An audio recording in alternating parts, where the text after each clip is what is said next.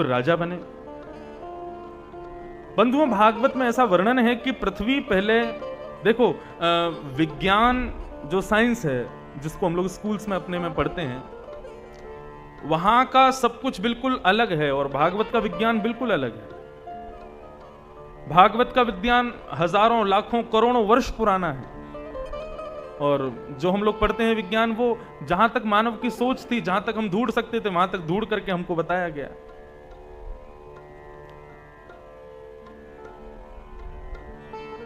भागवत में वर्णन है कि पहले पृथ्वी पर समतल जमीन नहीं होती थी। बहुत ध्यान से सुने सब लोग,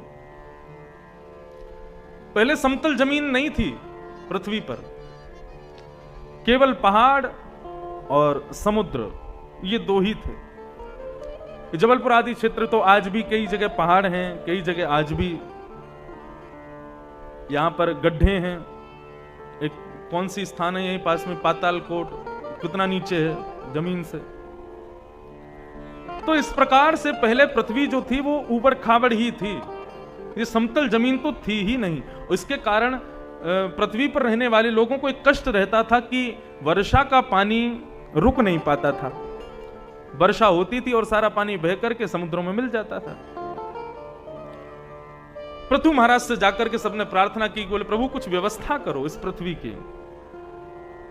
तब पृथु महाराज ने आधी से ज्यादा पृथ्वी को अपने बाणों के द्वारा समतल बनाया, तभी इस धरती को पृथ्वी कहा गया, क्योंकि पृथु महाराज ने इसका निर्माण किया, समतल बनाया। और फिर खेती बाड़ी करना भी श्री पृथु महाराज ने ही प्रारंभ किया, क्योंकि जब राजा बैन इस पृथ्वी के राजा बने थे, उन्होंने सब चीज पर रोक लगा दी थी। ना यज्ञ होते थे, ना हवन होते थे, ना ठाकुर जी की सेवा होती थी, कुछ नहीं होता था। अनेक वर्षों तक जब यज्ञ नहीं हुए, ठाकुर जी की सेवा नहीं हुई, भोग पदार्थ बनाए नहीं गए, तो पृथ्वी ने स्वयं को बंजर बना लिया। बहुत ध्यान से सुनने वाली बात है ये। पृथ्वी पर गेहूं उगने, सब्जियां उगनी, पेड़ पौधे उगने बंद हो गए थे। पृथ्वी नाराज हो गई थी। पृथु महाराज से जाकर के जब सबने कहा कि महाराज हमको खाने के लिए कोई अन्न नहीं मिलता, कुछ भी वस्तु नहीं मिलती, तब पृथु महाराज ने पृथ्वी से कहा कि तुम अन्न क्यों नहीं उगाती हो, तुम सब्जी आदियों को प्रकट क्यों नहीं करती हो। तब पृथ्वी प्रकट होकर के रुदन करते हुए कहते हैं, हे महाराज पृथु, मैं ये अन्न और जो कुछ भी स्वयं से प्रकट करती हूं, ये मानवों के भोजन के लिए प्रकट नहीं करती। मैं इसलिए इनको प्रकट करती हूं ताकि मेरे ऊपर उत्पन्न होने वाली वस्तुओं से ठाकुर जी का भोग लग सके, ठाकुर जी का यज्ञ हो सके, ठाकुर जी की सेवा में उसका प्रयोग हो सके। लेकिन जब से ये राजा बैन आए थे, तब से एक भी अन्न का दाना मेरे ऊपर प्रकट होने वाला ठाकुर जी की सेवा में नहीं लगाया गया। उससे मुझे कष्ट हुआ, इसलिए मैंने स्वयं के समस्त गुणों को स्वयं में दबा लिया, मैं स्वयं बंजर बन गई हूं। आप यदि मुझे आश्वासन देंगे कि मैं जो अन्न प्रकट करूंगी, मैं जो सब्जियां प्रकट करूंगी, मैं जो कुछ भी प्रकट करूंगी अपने ऊपर, उनका कुछ भाग ठाकुर जी की सेवा में प्रयोग किया जाएगा, ये वचन मुझको दीजिए, तो मैं सबको प्रकट करना शुरू करूंगा। तब पृथु महाराज ने उनको वचन दिया, बोले मैं वचन देता हूं, जब तक इस पृथ्वी का, ये पृथ्वी रहेगी, तब तक इस पूरे विश्व के किसी कोने में कोई तो यज्ञ करने वाला होगा, कोई तो ठाकुर जी का भोग लगाने वाला होगा। तुम्हारा अन्न व्यर्थ किसी मानव के पेट में नहीं जाएगा, ठाकुर जी के सन्मुख जाएगा, ये मेरा वचन है। तब पृथ्वी ने अन्न उगाना, चावल उगाना, ज्वार उगाना, सब्जियां उगाना शुरू किया। इसलिए भी इस धरती को पृथ्वी कहा गया, क्योंकि पृथु महाराज ने इसको धरती बनाया, पृथ्वी योग्य बनाया।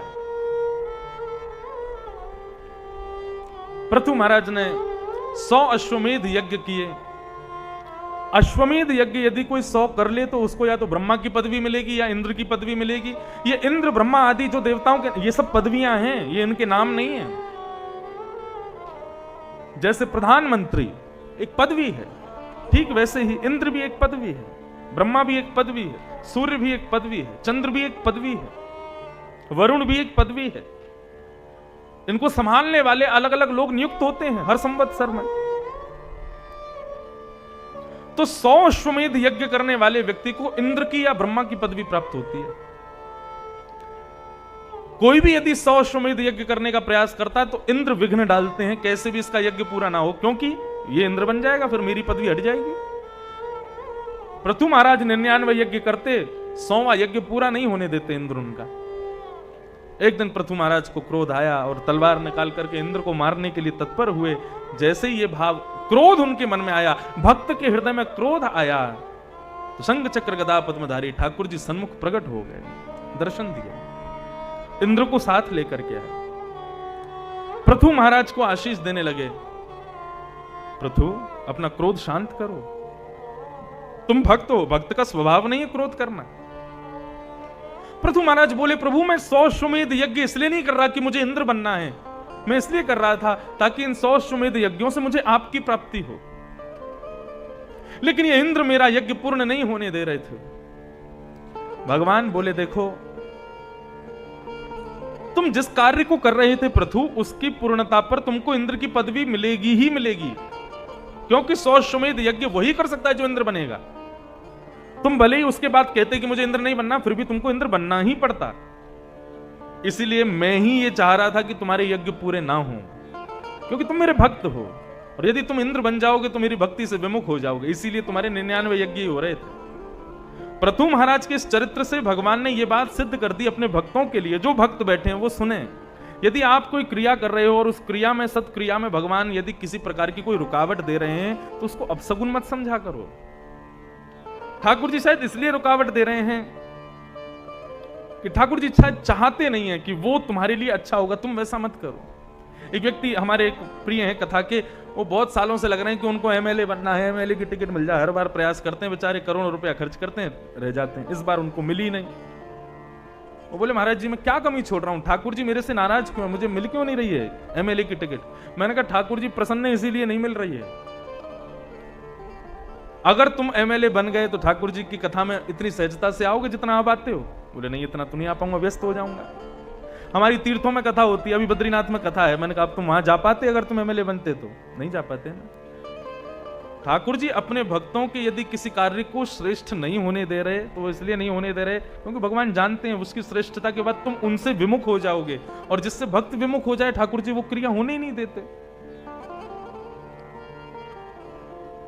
देखो, कथा सुनने वाले की मति में एक गुण प्रकट होता है, क्या कि उसकी बुद्धि में नकारात्मकता कभी नहीं आती।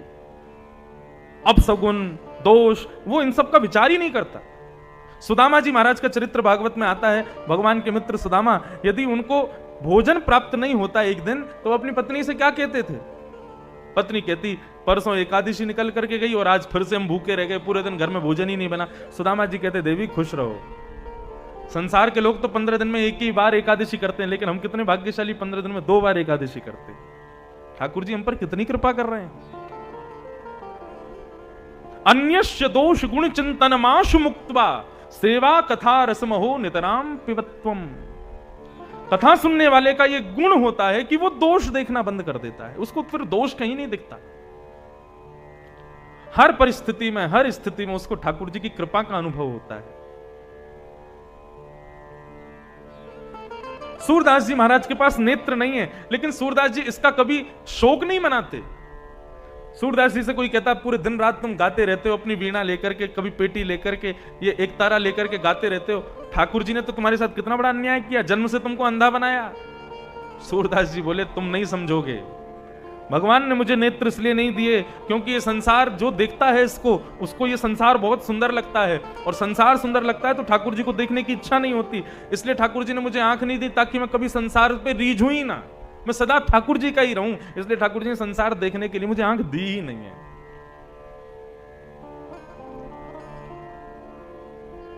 ऐसी भक्ति, आपके पास जो अभाव है उस अभाव को ठाकुर जी की कृपा समझ करके रहो, जियो।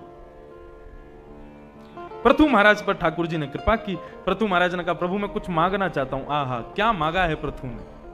भगवान बोले, मांगो, क्या चाहिए?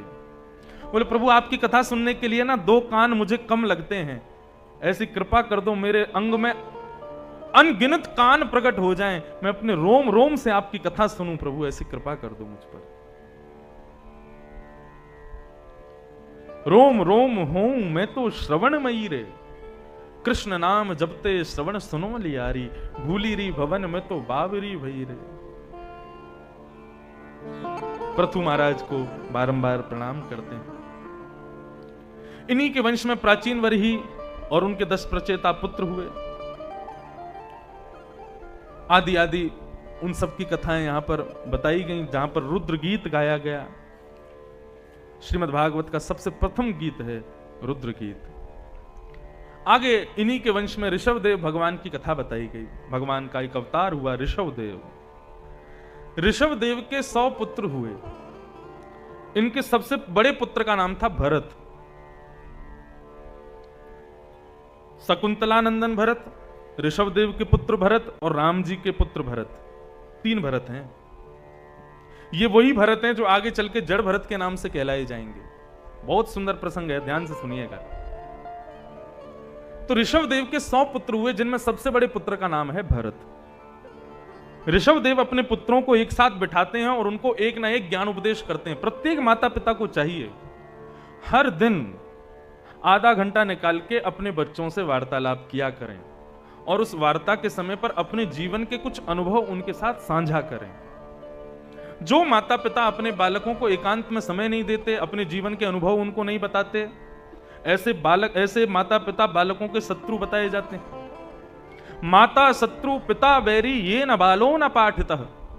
जो अपने बालकों को जीवन के पाठ नहीं पढ़ाते, ऐसी माता शत्रु मानी जाती है, पिता बैरी माने जाते हैं। इसलिए बच्चों को एकांत में जरूर, एक पिता थे वो अपने बेटे को रोज 1 रुपया एक सिक्का देते थे और कहते थे बेटा जाओ इसको कुएं में फेंक दो। बेटा रोज जाता और 1 का सिक्का लेके और कुएं में फेंक देता। पिता बेचारा छोटा मोटा काम करता था, जितनी कमाई करके लाता उसमें से रोज 1 रुपया निकाल के अपने पुत्र को देता और कहता इसको फेंक दो। बेटा रोज फेंक देता। 10 वर्षों तक पुत्र का यही नियम रहा। जब वो 20 साल का हो गया बेटा, तो अब तो उसका नियम था, रोज अपने आप पिता से मांगता था, पिताजी 1 रुपया नहीं दिया आज आपने। तो पिताजी कहते हाँ भूल गया बेटा, ले डाल दे। 10 सालों से अनवरत कुएं में 1 रुपया डाल रहा था बेटा।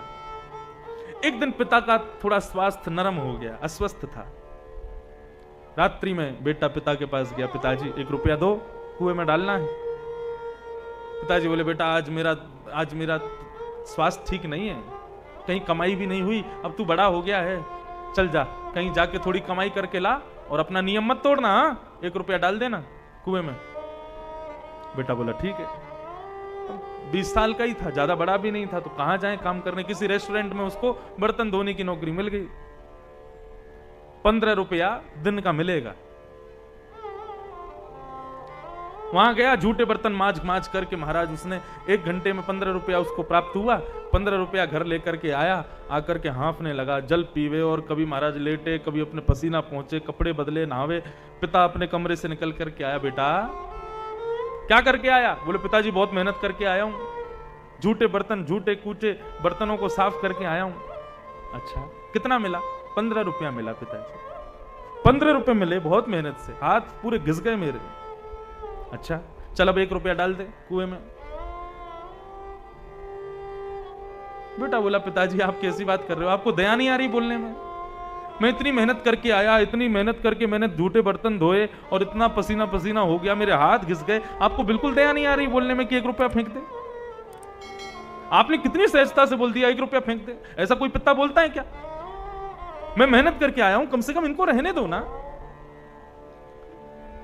पिता ने समझाया बेटा लेकिन जब मैं आता था दफ्तर से काम करके, मैं 1 रुपया देता था, तब तो तू बड़ी सहजता से लेके डाल देता था। क्या मैं श्रम नहीं करता था? करता था, लेकिन उस समय तुझे श्रम का मूल्य नहीं पता था, इसलिए तू डाल देता था। आज तुझे पता चला तो तू नहीं डाल रहा है। बस ये समझाना चाहता था तुझे कि एक एक धन का मूल्य होता है, लेकिन उस मूल्य को तुम तभी समझोगे जब तुम स्वयं करोगे। हर पिता को चाहिए, हर मां को चाहिए, हर गुरु को चाहिए अपने शिष्य को, अपने पुत्र को, अपनी पुत्री को एकांत में कम से कम आधा 1 घंटा तो दे करके अपने जीवन के कुछ अनुभव साझा करे, उसको कुछ जीवन के जीने के तरीके सिखावे। जो माता पिता अपने बालकों को समय नहीं देते वो उनके शत्रु माने जाते हैं। 2, आजकल के नव पीढ़ी में बहुत दूषितता आ गई है। बच्चों को शांत रखने के लिए, बच्चों का मन बहलाने के लिए, बच्चे परेशान ना करें, हम उनको फोन पकड़ा देते हैं। छोटे छोटे बच्चों को वो फोन देख करके वो खुश रहते हैं। खा भी लेते हैं, सो भी लेते हैं, पढ़ भी लेते हैं, सब फोन से ही कर लेते हैं। बच्चे का पालन पोषण फोन से ही होगा तो बुढ़ापे में सेवा फोन की करेगा, फिर माता पिता की क्यों करेगा? ऋषभदेव भगवान अपने पुत्रों को ज्ञान उपदेश करते हैं और क्या कहते हैं? इनके पुत्र साधारण नहीं थे, एक से एक विद्वान था। 9 योगेश्वर, एक भरत जी महाराज और बाकी के 90 पुत्र अलग थे। ऋषभदेव जी अपने पुत्रों को ज्ञान उपदेश करते हैं और क्या कह रहे हैं? नायम देहो देह भाजाम्रलोके कष्टान कामान रहते विडबुझाम ये तपो दिव्यम पुत्र का येन सत्वम शुद्ध्यैत्यस्मा ब्रह्म सौख्यम त्वनंतम। नायम देहो देह भाजाम्रलोके, हे पुत्रों, हमें ये शरीर कष्ट पाते हुए कर्म करने के लिए प्राप्त नहीं हुआ। संसार में कोई भी व्यक्ति कर्म कर रहा है तो बिना कष्ट के कर्म नहीं कर रहा है। सबको कष्ट कर्म पाना ही पड़ता है, तभी कर्म में गति प्राप्त होती है। लेकिन बच्चों, हमको कष्ट पाते हुए कर्म करने के लिए शरीर नहीं दिया भगवान ने। पुत्रों ने पूछा तो फिर किस लिए दिया? बोले तपो दिव्यम पुत्र कायेन सत्वम शुद्ध्यै द्यस्मात् ब्रह्म सौख्यम त्वनंतम।